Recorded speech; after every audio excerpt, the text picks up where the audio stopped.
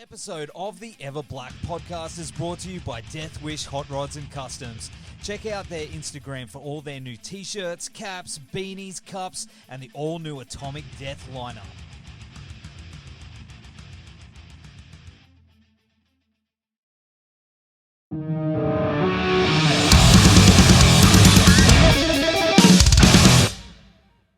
Hey Kirk, how are you, man?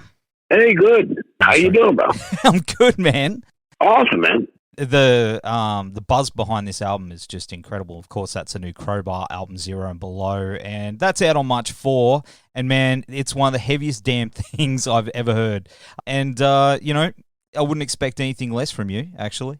No, thank you. I wouldn't want to give anything less, but yeah, we're really, really pumped and excited with the record. We actually finished it up 2 years ago, and I mean, people are a lot of journalists have been asking, did you write it during the pan? I'm like, no, it was signed, sealed, delivered, mixed, mastered, turned into the label, done, ready to roll. And we just kept pushing it back and back and back, and we finally said, let's just wait until we can get on tour and support this thing correctly. So, the buzz has been great, and that only pumps us up even more. Yeah, man. Yeah, absolutely. I mean, that would have been frustrating, though, knowing that it was done and it got pushed back, and it was just waiting for the world, hey? Yeah, I mean, two years, too, and unfortunately, we really weren't able to do much. I mean, a few, live streams, a few local shows, and things went down, and that was really it for 2 years. So, it's time to get to work. Absolutely. And you've been hitting the gym and everything, too. I've been seeing that online. You seemed like you're doing really well, man. Yeah, man, thank you. I mean, this last week or so has been a little rough. One of our dogs, who's like a sweet as can be, but he's a big boy, a 100-pound Doberman male. He accidentally kind of knocked me into a piece of furniture and like across the middle of both thighs. It just feels like I got hit with a fucking, metal pipe or something. And I'm just like, geez, it was an accident, It wasn't his fault. But anyway, that's been kind of bothering me. So I've kind of been slackish the last. And I guess it happened early this week. A little slackish this week, but I'll be back. I'm planning on hitting it early in the morning. So, but yeah, in general, I've done, a nice transformation. A lot of changes, personally, with eating and exercising, the whole 9 yards. And it's been, really positive. That's awesome to hear, man. I'm about to hit that journey myself. My wife's been doing it for the last couple of years. I tell you what, when it bites you, it's got a hold of you, man. It's an addiction, but a good one. It really is. That's awesome. I enjoy it. That's awesome. But in regards to the album, do you think it would have turned out differently if it was written after everything happened in 2020? I mean, maybe lyrically I would have approached some a little bit different, but I mean, Crowbar is kind of, Crowbar. And I mean, we had a vision of what we wanted to do with it, and which was bring in, some more doom elements and, just a few. We always try to bring a few new elements in, but, I really feel like we definitely succeeded in bringing in some doom stuff that we hadn't really touched upon in quite some time. So, with that, I think musically it would have pretty much been the same thing. I probably would have approached it, probably would have at least had a song or something, kind of directed toward the, maybe even more than one, lyrically directed toward the whole lockdown crap. But, it is what it is. I mean, we're, at least here in the U.S., they're kind of, I mean, they really have two choices, which is just, ruin the country even more and continue, with the whole lockdown thing or just say, look, it's here to stay, go get your vaccinations. I mean, I've been double vaxxed since end of July. And I caught COVID in November on a short tour we did. So did my drummer, who was fully vaxxed. My wife's fully vaxxed. Now, she didn't get it, which was kind of strange because I got it. But she got wise real quickly. Thank God we got it at the end of the tour. So we had to play one show sick, but we thought it was the flu. We're like, well, dude, we probably just have the flu. You know, we're fully vaccinated, whatever.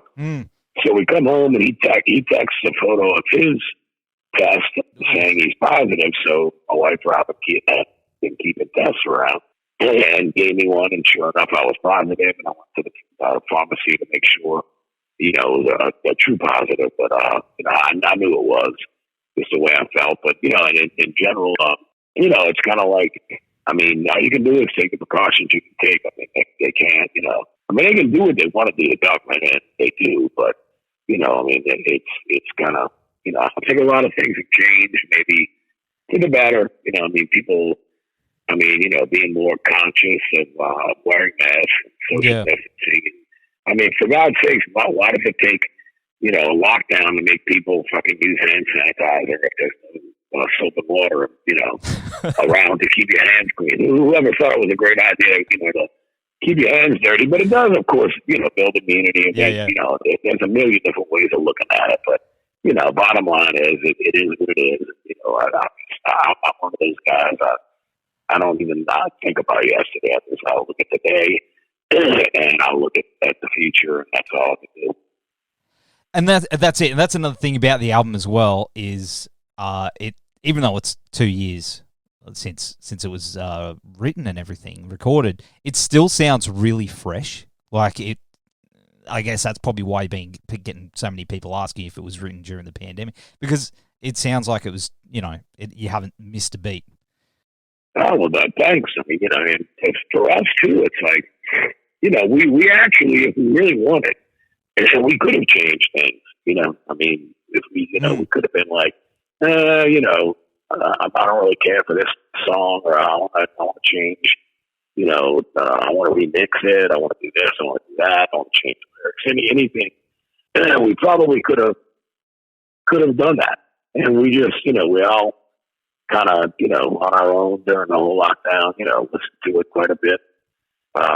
I mean, literally during the lockdown thing, I mean, a lot of times I would grab, like, you know, a couple of beers and go sit in the car and pop my CD in, my burn copy, you know, the real copy, and my old school car, and just crank that fucking thing up, you know, listen to the whole thing from front to back, and just kind of sit back and absorb it, you know. And I was like, this is great. You know, I love it. I mean, we all feel the same way. We really changed the thing. You know, we're lucky in that sense that we probably had a chance to do what most bands never do get a chance to do, which is change things. And we said, no, we love it like it is. That's it, man. And it's I can't fault it. There's a song on here, "Bleeding from Every Hole," which sounds like a death metal title, but lyrically, it's not quite what it seems on the surface. You know, with the words, you know, learning to live again, bleeding from every hole, purity in my soul. To me, that sounds like a song of hope. You know, was that the angle for this one? You know, what's the story behind it? Yeah, I mean, I normally tell people that, you know, really, I just write down a lot of thoughts, like just like one-liners, I call them, or just like a phrase. And like I came up with the title "Bleeding from Every Hole." I'm like, okay, that's pretty fucking heavy sound. And it's not to be taken literally. I mean, I write a lot of metaphors. It's just, you know, metaphorically speaking, you know, like, you know, you're so in such a dark place that you're bleeding from every fucking hole, you know. But yeah, you know, I really think as I get older, you know, I've tried to make a conscious effort lyrically to you know, to write. I mean, when you hear the song title "Bleeding from Every Hole," you hear the music to the song, the aggression. I mean, it's a heavy fucking song, you know, but it doesn't mean that, you know, it doesn't mean that there still can't be a light at the end of the tunnel, you know, or, you know, if you change the dark path you're down, you know, there's still hope, you know, and I think that's important, you know, for me to throw that in, you know, because I mean, a lot of people listen to this stuff and you know, they tell me how much it helps them through dark periods in their life, and that's such a great humbling feeling. At the same time, I'm like, you know, what if I'm telling people to kill themselves or something if there's no hope? You know, I mean, I can't do that. You know? No. So I mean that's a terrible thing to say and to think about. So for me, yeah, definitely think that just giving it that light at the end of the tunnel, I like to call it, lyric meaning regardless of how dark a lot of the lyrics maybe you still got to have that. And I think that's important to me, and I think it's important to the fans. Absolutely. It's so damn heavy, but there are those messages in there, and I think you find the perfect balance, and just love it. But well, thank you. Last year was the 30th anniversary of Obedience Through Suffering. Despite everything happening, did you find time to celebrate that milestone personally? Not really. Just all of a sudden hit. Like somebody posted something, and I'm like, Jesus, it's stopped 30 years already. I mean, you kind of get lost in everything a bit. I mean, for me, I always say it's true. I mean, family is law. Life comes first. I mean, I'm not a kid in my 20s living at home at my mom's house. Just working odd jobs for beer money and pizza, and and just gas money to make it to band rehearsal every night. It's like I have a family and responsibility, and that has nothing to do with my love for music or my love for heavy music or or anything like that. It's life. That's what it is. So I mean, just for me, that's what it's all about. It's just you kind of just. I mean, I think all of us guys in my age group, and I'm almost 57 years old. All the guys in our 50s, and some of us like me getting a little closer to 60s. I just think we just we take a different approach to everything. And but what keeps us in it is that undying love for music and writing riffs and writing heavy stuff and just jamming. Absolutely. That's what it's all about. Absolutely.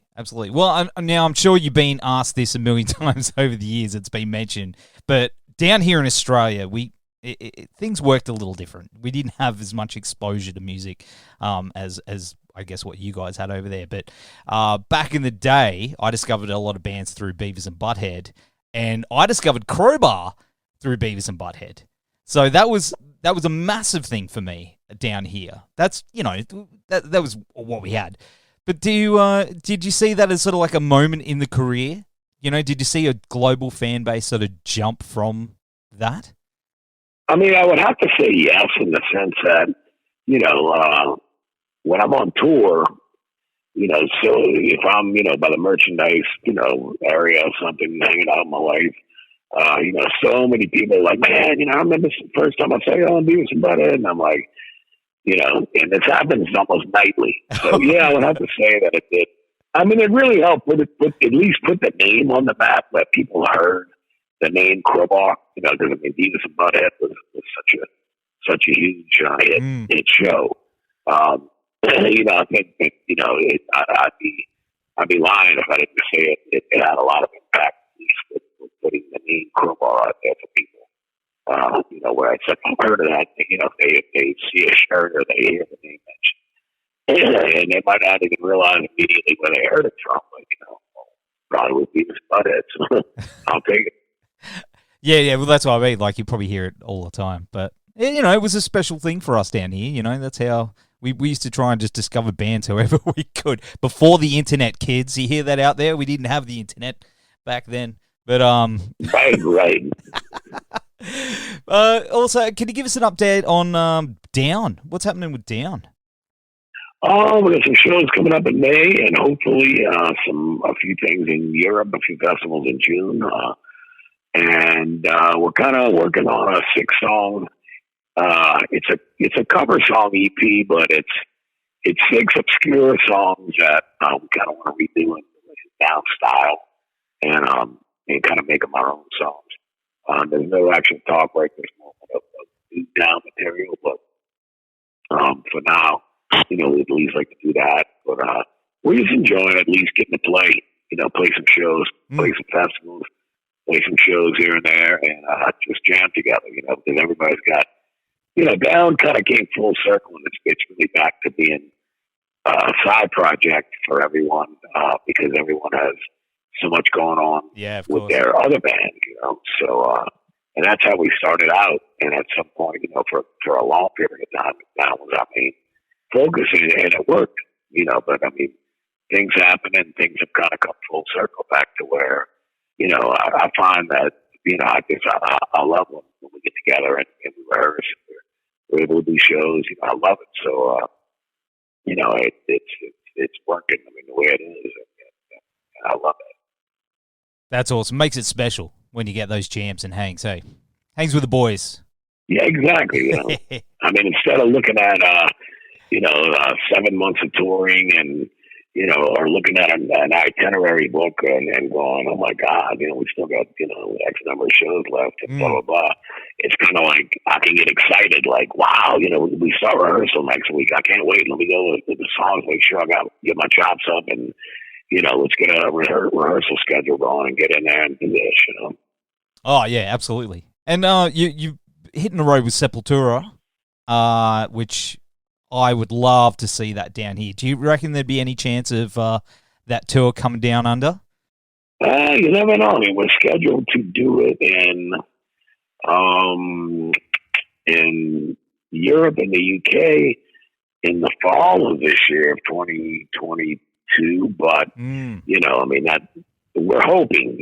We're being cautiously optimistic, but. There's no guarantees, but we hope that still happens, and we're able to do it. Man, that'd be awesome. Even without Seps, I mean, I love Seps, but I'd just love to see Crowbar down here. I've actually never seen Crowbar, so it's on my bucket list. You've toured here before. Wow. We've only been once. I went with Kingdom of Sorrow once, and we were down twice, and Crowbar's been one time. In fact, the last shows we did prior to the COVID lockdown were in early December 2019, and we did Brisbane, Sydney, and Melbourne. Yeah, and then that's it. We came home, and next thing you know, getting ready for the Sepultura tour in 2020, and boom, there we go, lockdown. The rest is history. Oh man, crazy times. Well, I definitely hope we can see you again very, very soon. The new Crowbar album, Zero and Below, is out on March 4. I love the shit out of it. It's fucking amazing, and we'll have all the links down here in the show notes. Oh, thanks so much, man. Oh man, heavy. Thank you. I appreciate the support. Oh, of course, man. Always. Hey, take care of yourself, brother. I've got a beer here. You can't hear it, but well, maybe. I'm cheersing you now. Yeah, I heard something. But I barely heard it just due to my hearing, though. Hearing loss. But yeah, man. Have a great Saturday there, and I'll do my best to have a good Friday night.